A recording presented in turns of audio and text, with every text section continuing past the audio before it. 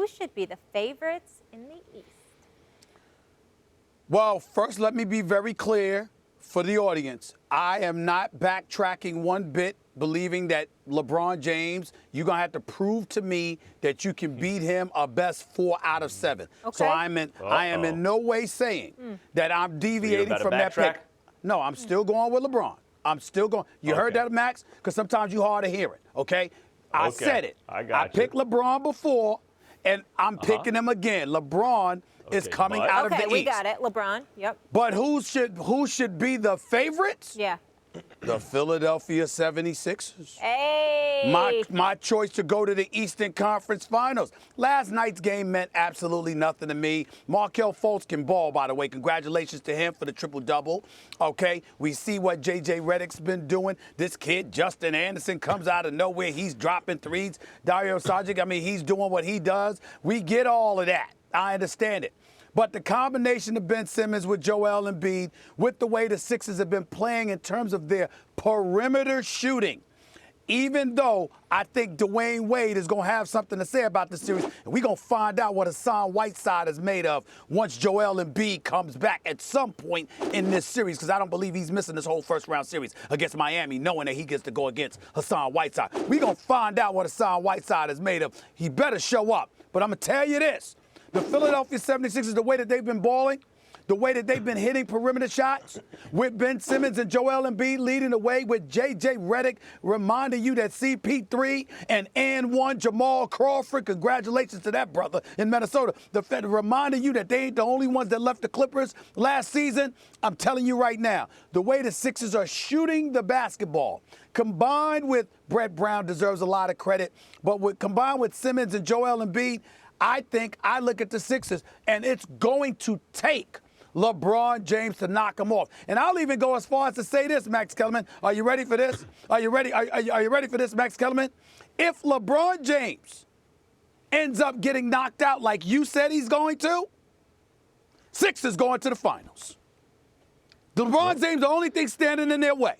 If LeBron James isn't standing in the Philadelphia 76ers' way, I believe they're going to the finals. That's how interesting about them. The Sixers are interesting because they have the most talent, the most transcendent talent in Simmons and Embiid, and now with Fultz, you bring him off the bench. Boy, that's a second unit and that he can lead, and they do have shooters around those guys. And they're both, Simmons and Embiid, it's hard to overstate the kind of generational talents they are, the age they are, learning together, the whole thing. It's amazing, an amazing time to be a Sixers fan right now. Who's your pick? So I've already done that. What's your pick? There's that, plus there's the win streak.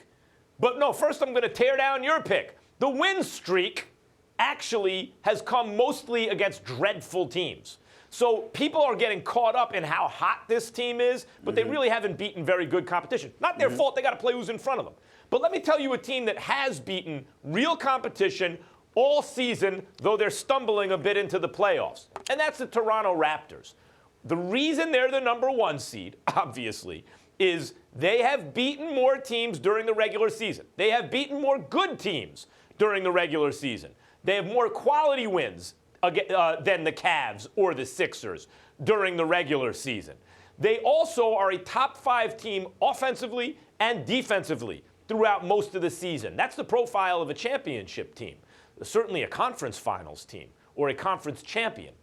That's the Toronto Raptors. Now, the reason people get hung up on the Raptors not being the favorites, I believe Cleveland is actually the odds-on, the betting favorites over the Raptors, then the Raptors, and then the Sixers at this moment. But the reason people are down on the Raptors is because the Cavs seem to have a psychological whammy on them. But if you really examine it, the NBA, it's not like the NFL, where it's one and done in the playoffs, or the NCAA tournament where it's one and done, or Major League Baseball where it's very luck dependent. The best team doesn't always win. In the NBA, you got 7 games to figure it out. And in Toronto's case, they've also had the last couple of postseasons. So the idea that they're going to just fold as usual, I don't agree with that. I think they're experienced enough that in a 7-game series, even if they start shaky, they're going to right the ship. And in the end, the best team will win. And the best team in the East, essentially wire to wire, has been the Toronto Raptors. And I do not think that's going to change in the playoffs. the Raptors should be the favorite, not the second in the odds to the Cavs. But by the way, odds largely reflect what the public thinks. And the public is familiar with LeBron James getting to the finals every year. So they see LeBron James, they'll bet that he's going to get back to the finals. And I'm saying, not this year, the Toronto Raptors. Well, first of all, you should listen to your brother from another mother because I'm here for you. Your success is my success, baby. I'm trying to help you out. That's why you should have picked your point first instead of tearing down my point first so somebody can remember your point. So let me remind the audience, it's the Toronto Raptors, according to Max Kellerman. Now let me tell you why. Now let me tell you why. Yeah, but they ain't remember because you made about 5 different points. Here's the point that I'm trying to make to you. You are not wrong if you're talking about, okay, look at the season that they had. Look at how they've come up short in the past. Look at the great coach that Dwayne Casey is. I get your point. What I'm saying to you is I'm watching the way teams have played as the season has progressed. There are points and times when you ignore that, and there are other times that you take it into consideration.